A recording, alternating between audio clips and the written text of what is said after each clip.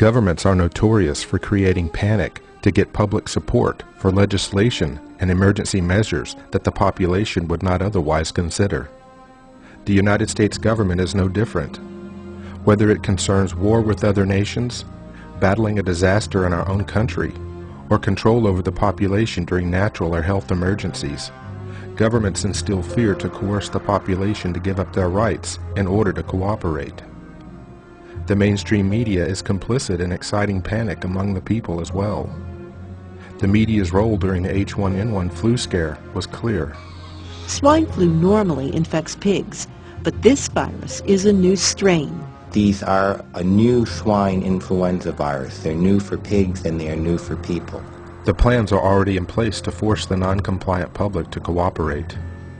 You can be removed from your home, by force if necessary, mandatorily quarantined and vaccinated against your will. Your children can be removed from schools and taken to safe yet undisclosed locations until it is deemed safe for their return. This is all under the guise of protecting our nation. What has happened to our free country? Little by little, we are losing our constitutional rights, yet most Americans are paying little or no attention. People do not understand that these egregious powers are not being proposed. They are already in place, ready for federal, state, or local officials to act upon during a state of emergency. You will not get a say. You will lose your freedom to speak out. You will lose your right to privacy as troops force their way into your home to search without a warrant. You will lose your right to be secure in your home, even if you have plenty of supplies and are prepared to stay. You will lose your right to be armed as troops go door to door, person to person, confiscating your legally owned firearms. You will see military in the streets of this country carrying out the will of an unrestrained government as they round up free U.S. citizens. Some state governments pass measures to forcibly quarantine residents, incarcerate those who refuse to be vaccinated, and to forcibly vaccinate your children.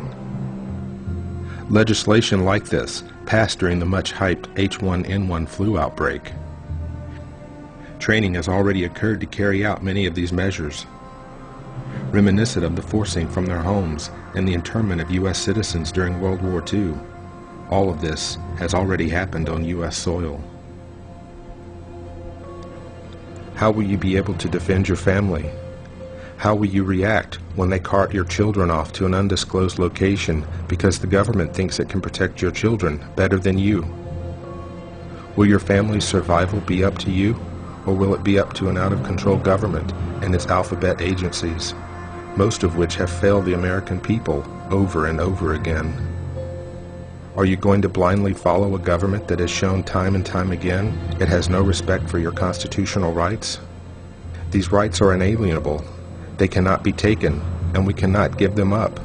Yet Congress and various administrations encroach on our rights all the time. Will you give up your family willingly?